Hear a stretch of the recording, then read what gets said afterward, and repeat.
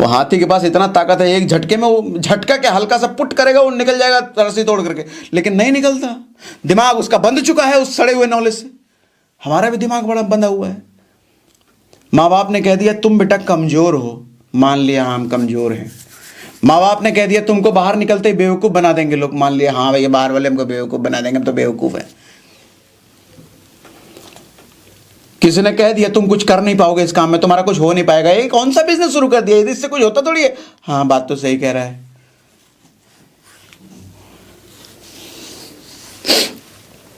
Sir Google दुनिया का सबसे नॉलेजेबल चीज है, दुनिया की सारी नॉलेज गूगल के पास है, लेकिन क्या गूगल कोई डिसीजन ले सकता है? सर असली एजुकेशन उसी से पता चलता है कि आप में डिसीजन मेकिंग क्षमता है कि नहीं, सही और गलत को पहचान करके आप डिसीजन ले पाते हो कि नहीं ले पाते हो। जाड़े के दिनों में अक्सर आप देखते होगे सड़क पर कुत्ता वो मरा हुआ मिलता है। सड़क पर जब कुत्ते का एक्सीडेंट होता है, कोई गाड़ी उसको ठोक के जाती है, आपको क्या लगता है गाड़ी बहुत तेज आ रही थी इसलिए कुत्ते को ठोक दिया? नहीं, दरअसल कुत्ता जब सड़क कर बीच पर आया और गाड़ी उधर से आ रही थी तो कुत्ता डिसीजन नहीं ले पाया कि मैं इधर जाऊं कि उधर जाऊं कि सड़क पर ही रह जाऊं, किस तरह की गाड़ी आ रही है, मुझे ठोकेगी या चुम्मा लेके चली जाएगी। वो डिसाइड नहीं कर पाया, मर गया, उड़ा दिया गाड़ी ने उसको। सर जब जब डिसीजन नहीं ले पाओगे ना, दुनिया ऐसे ही उड़ा के चली जाएगी। इस नया साल में अगर सच में कुछ करना चाहते हो ना, 3 चीज का हमेशा ख्याल रखना, हमेशा ख्याल रखना इस 3 चीज का। चाहो तो बोर्ड पे लिख लो इस नए साल में 3 चीज। एक, कंफ्यूज ना होना, क्लैरिटी रखना कि लाइफ में तुमको करना क्या है, किस तरीके से आगे बढ़ना है, कहां किस मुकाम पर पहुंचना है, इसके लिए पूरा क्लियर रहना। दुनिया में कोई भी आकर के कुछ भी बोल दे, कंफ्यूज ना होना।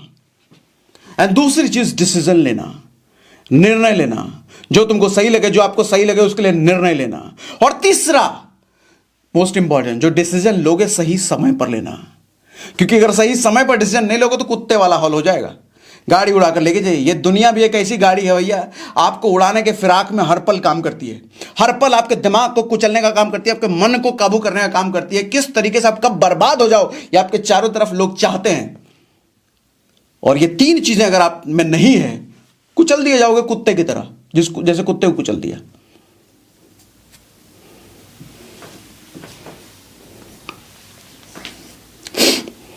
समय जब अच्छा होता है ना तो सब मुस्कुराते हैं, सब अच्छी अच्छी बातें करते हैं, लेकिन कुछ योद्धा लोग होते हैं, राम जैसे, कृष्ण जैसे, अर्जुन जैसे, पांडव जैसे।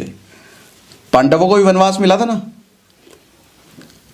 आपने लगे थे काम में, वो वनवास में भी खुशी मौज में थे। सर मुश्किल टाइम में जो मुस्कुराता है ना, वो पागल नहीं है, वो शक्तिशाली कहते हैं उसको। वो जानता है मेहनत करके वापस मैं अपना अच्छा टाइम लेके आऊंगा, और बुरा वक्त अगर मुझे मिला है, यानी कि मुश्किल वक्त अगर मुझे मिला है, तो भगवान ने मुझे एक मौका दिया है कि मजबूत और बनाऊं अपने आप को, ताकि नेक्स्ट लेवल की कामयाबी मेरे हिस्से आने वाली है। वो इस बात को जानता है। लेकिन निठल्ले लोग, जरा सी मुश्किल आई तो मेरी किस्मत खराब है। तुम्हारी किस्मत सच में खराब है जो ये सोच तुम्हारे को मिली है, सच में किस्मत खराब है। किस्मत इसलिए खराब नहीं कि तुम्हारा बुरा टाइम चल रहा है, तुम्हारे को मुश्किल आई है। किस्मत इसलिए खराब है कि ये सोच जो तुम्हारे में अंदर है ना, ये तुमको बर्बाद करेगी, इसलिए किस्मत खराब है। जरा सी मुश्किल आई नहीं कि हमारे से नहीं होगा।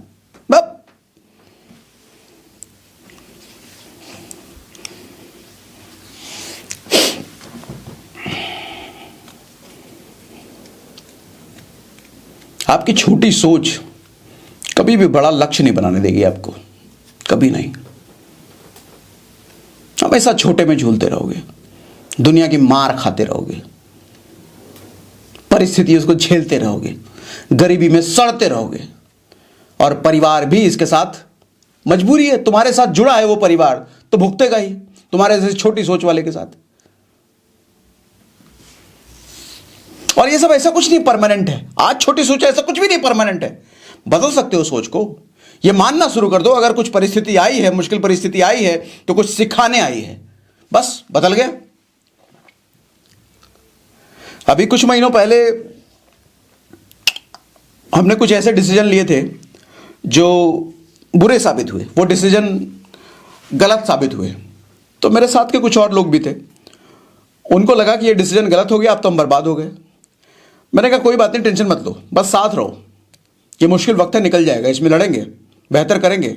अगर ये रास्ता हमारे लिए बंद हुआ है, दूसरा रास्ता देखेंगे। लेकिन काम करेंगे। लेकिन उनको नहीं लगा, उनको लगा नहीं फालतू बात कर रहा है, हम तो बर्बाद हो गए अब। सर कुछ ही महीने की बात है, हमने वापस बाउंस बैक कर लिया, वो आज भी वही रह गए। सोच की बात है। थॉमस अल्वा एडिशन जिन्होंने बल्ब का आविष्कार किया था, सर उनका जब लैब जल गया था ना, लैब में आग लग गई थी। सर एक साइंटिस्ट की धरोहर क्या होती है, साइंटिस्ट का संपत्ति क्या होता है, उसका लैब।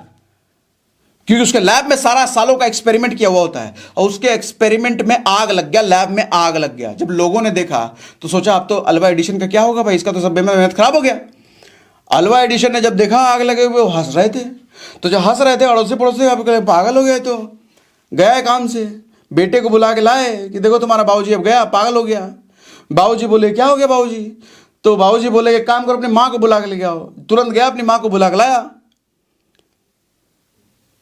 अपनी पत्नी को बोले देख लो नज़ारा, ये नज़ारा दोबारा देखने को नहीं मिलेगा। हमारी सारी नाकामयाबियां अब तक जलकर राख हो गई हैं, कल से एक नई शुरुआत फिर से करने का हमें मौका दिया है ऊपर वाले ने। यह सोच था उसका, बना दिया बल्ब। सब देखो, कुछ भी होना आपके साथ अच्छा होता है या बुरा होता है। कहावत है ना, जो होता है अच्छा ही होता है। सर ये कहावत अधूरा है। मैं कहता हूं जो भी आपके साथ होता है वो ना अच्छा होता है ना बुरा होता है। आपकी मानसिकता डिसाइड करेगी कि वो अच्छा हुआ या बुरा हुआ। थॉमस अल्वा एडिशन ये मान सकता था कि मेरे इतने सालों के एक्सपेरिमेंट खराब हो गई, लगता है ये भगवान चाहता है कि मैं बल्ब ना बनाऊं, इसलिए छोड़ो भाई दूसरा कोई काम धंधा में लगता हूं। ये सोच सकता था वो। लेकिन उसने क्या सोचा, उसने ये सोचा मेरी नाकामयाबियों को भगवान ने जला दिया, मुझे मौका दिया है नई शुरुआत करने का। किया, बन गया।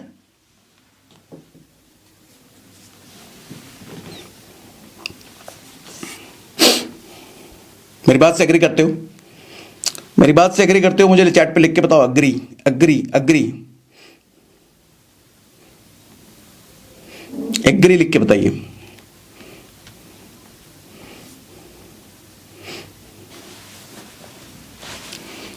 देखो हर इंसान पे ना 3 तरह का कर्ज होता है, ऋण है, शुद्ध हिंदी में कहते हैं इसको। 3 तरह के ऋण होते हैं, 3 तरह के कर्ज होते हैं हर इंसान पर। पहला होता है देव ऋण। देव ऋण मतलब देवों का ऋण, देवों का कर्जा। वो कर्जा आप कैसे चुकाओगे? भगवान ने हमें बनाया, भगवान ने आपको बनाया, भगवान ने पूरी दुनिया में जितने भी लोग हैं सबको बनाया है। सर हम अगर हमारे काम से किसी वजह से दूसरों का भला हो पाए, हम दूसरों का हित कर पाए, निस्सहाय को सहारा दे पाए, गिरते हुए को उठा पाए, तो समझ लो हमने देव ऋण चुका दिया। उनके बनाए हुए हम थे, उनके बनाए हुए दूसरे भी हैं, उनके बनाए हुए लोगों की मदद हमने कर दी, तो देव ऋण चुका दिया। दूसरा ऋण होता है पितृ ऋण, यानी कि माता पिता का कर्ज। माता पिता का कर्ज कैसे चुकाओगे? माता पिता की सेवा करके, उनकी इच्छाएं जो वो खुद से पूरा नहीं कर पाए वो इच्छाओं को पूरा करके, उनको खुशी देकर के माता पिता की इच्छा को पूरा करके ये ऋण चुकाया जाता है। और तीसरा ऋण होता है गुरु ऋण, गुरु का कर्जा। गुरु का कर्जा कैसे चुकाओगे? गुरु को दिन भर 4 बार फोन करके नहीं कर्जा चुकता, उनका पैर दबा के कर्जा नहीं चुकता।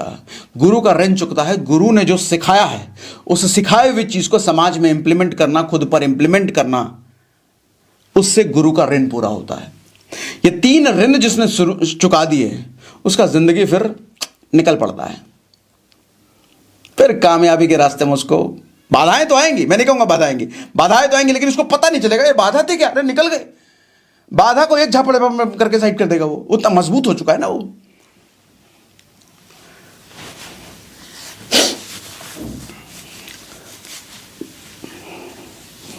देखो भगवान ना, जब आप इस तरह से सोच रखते हो, इस डायरेक्शन में काम करते हो, तो भगवान बड़े अजीबोगरीब तरीके से आपकी मदद करते हैं, बड़े अजीबोगरीब तरीके से आपके साथ काम करते हैं।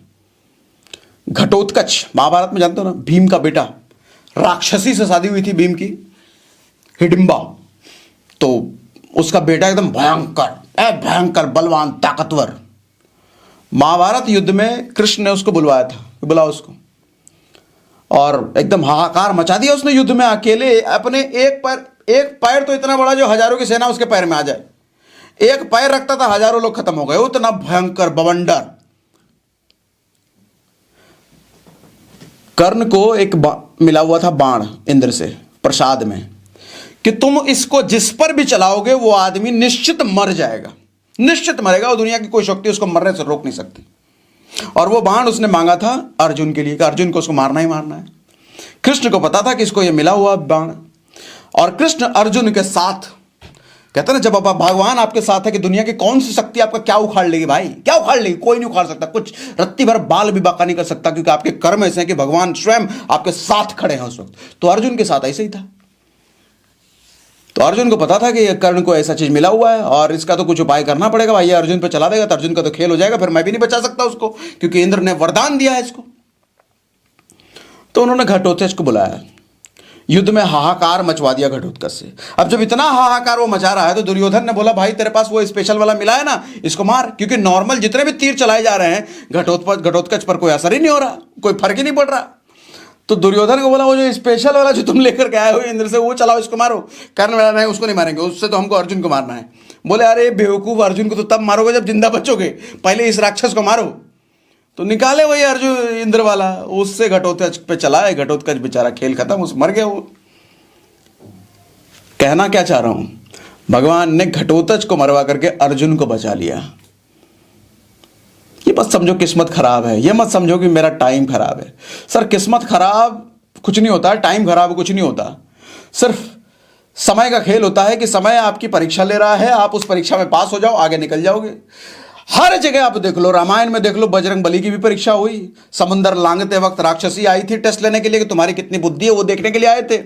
राम का भी परीक्षा हुआ, लक्ष्मण का भी परीक्षा हुआ, भगवान कृष्ण तक का परीक्षा हुआ, पांडवों तक का परीक्षा हुआ, हर किसी का परीक्षा हुआ, और जिसने परीक्षा पास कर ली वो महान होते चले गए। सेशन के शुरुआत में मैंने शाहरुख खान और अमिताभ बच्चन का नाम लिया था ना। शाहरुख खान हमेशा शीर्ष पर बना रहा, हमेशा टॉप पर बना रहा, इसलिए उसको नायक बोलते हैं, बादशाह बोलते हैं। लेकिन अमिताभ बच्चन शीर्ष से लेकर के शून्य पे गिरा, और शून्य पे गिरने के बाद वापस शीर्ष पे चढ़ा, और वो भी उस उम्र में चढ़ा जिस उम्र में लोग गिव अप कर देते हैं। तो उसको नायक नहीं, महानायक कहते हैं। मेरी बात समझ में आ रही है? चैट पे मुझे लिख के बताइए यस। समझ में आ रही है? चैट पे लिखे यस यस यस।